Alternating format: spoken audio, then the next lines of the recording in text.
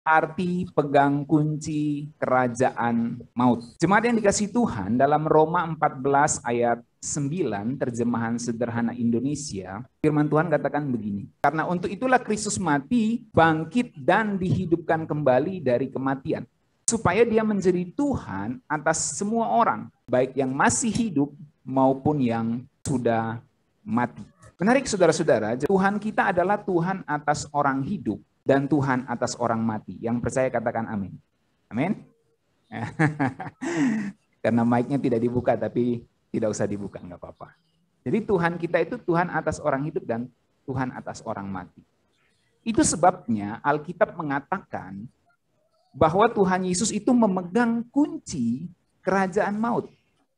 Nah, dalam Wahyu 1 ayat 18 dikatakan begini. Ini terjemahan sederhana Indonesia. Akulah sumber kehidupan, biarpun aku pernah mati, tetapi lihatlah aku hidup sampai selama-lamanya. Amin. Aku memegang kunci kerajaan maut, jadi aku berkuasa penuh untuk menentukan kapan setiap orang mati. Dan aku juga berkuasa menghidupkan kembali manusia yang sudah mati. Menarik ya, saudara? Dari Wahyu 1 ayat 18 ini kita mengerti paling tidak ada dua arti Tuhan Yesus memegang kunci kerajaan maut. Yang pertama, Tuhan Yesus berkuasa penuh menentukan kapan setiap orang mati.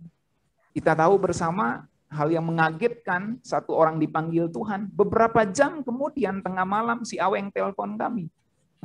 Om Pendeta, Mama sudah nggak ada. Itu sesuatu yang menyedihkan. Tetapi ini menghibur kita bahwa Tuhan Yesus berkuasa penuh menentukan kapan setiap orang mati.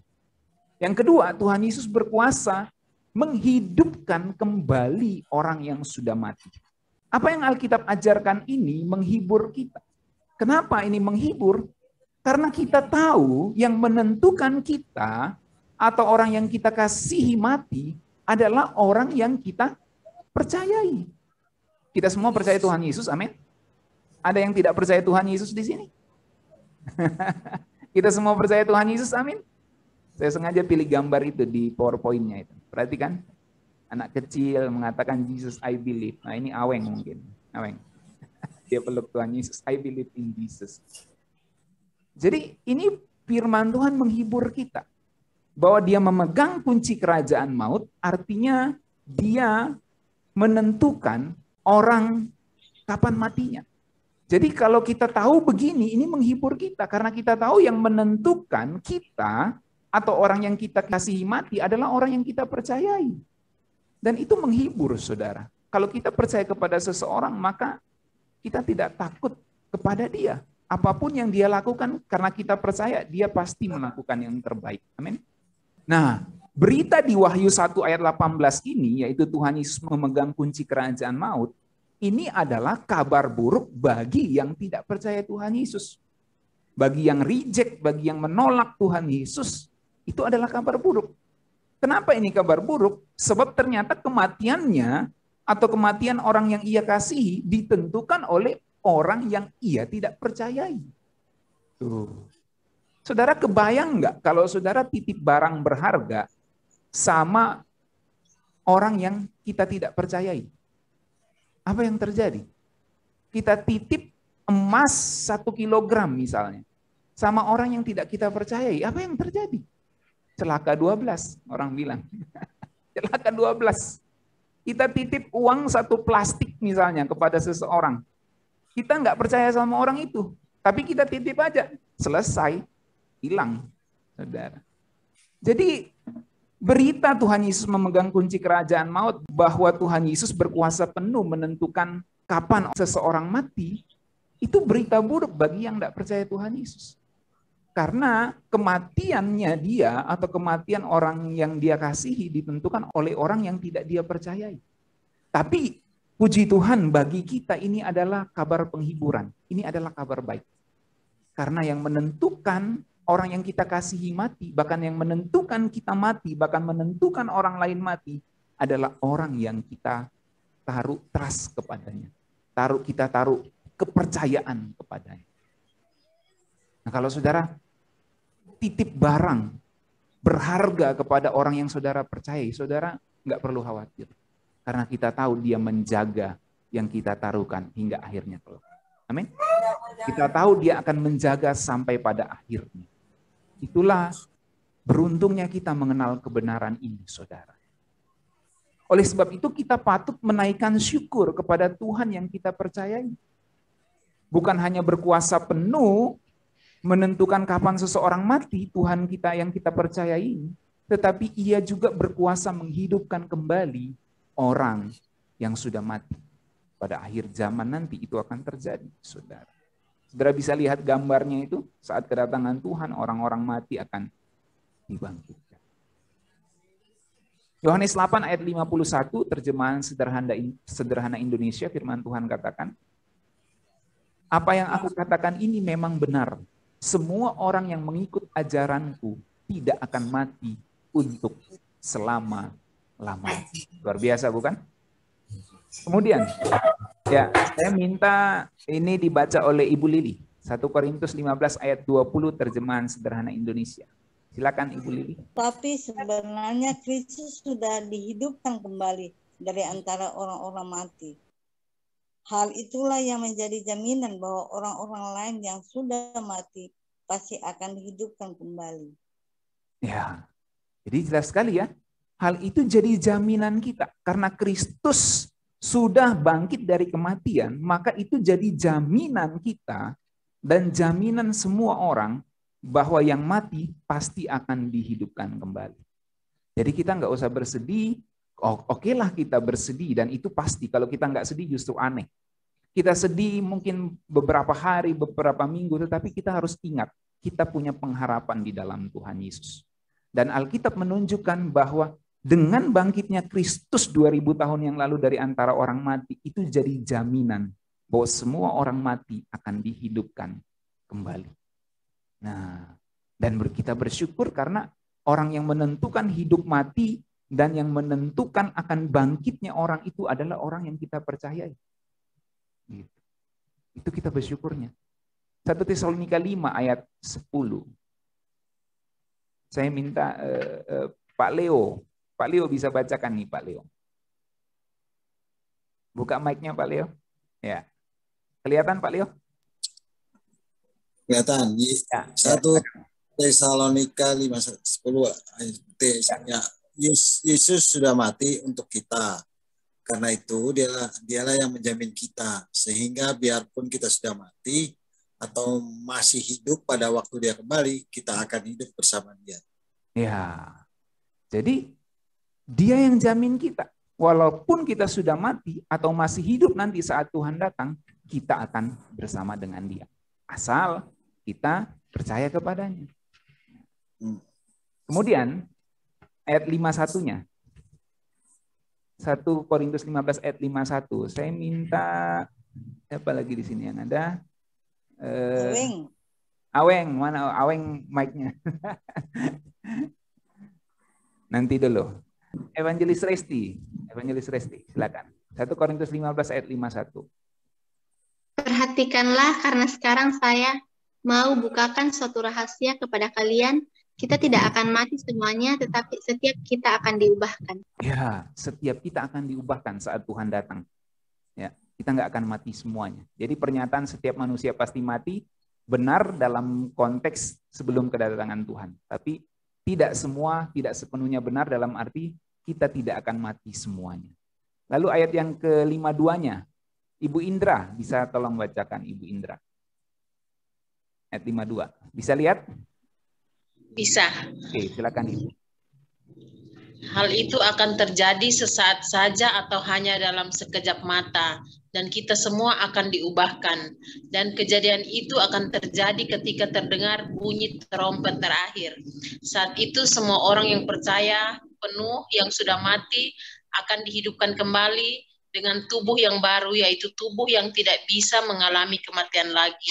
Dan setiap kita yang masih hidup pada waktu kejadian itu langsung diubahkan menjadi seperti mereka. Ya, perhatikan saudara ya, saat Tuhan datang nanti, semua orang yang percaya penuh yang sudah mati, ya kita tahu orang-orang yang kita kasihi ini percaya kepada Tuhan Yesus, mereka dihidupkan kembali dengan tubuh yang baru, yaitu tubuh yang tidak bisa mengalami kematian. Tapi bukan cuma mereka, kita juga. Dan setiap kita yang masih hidup, kalau Tuhan datang kita masih hidup, waktu kejadian itu langsung diubahkan menjadi seperti mereka. Jadi kita akan ketemu lagi.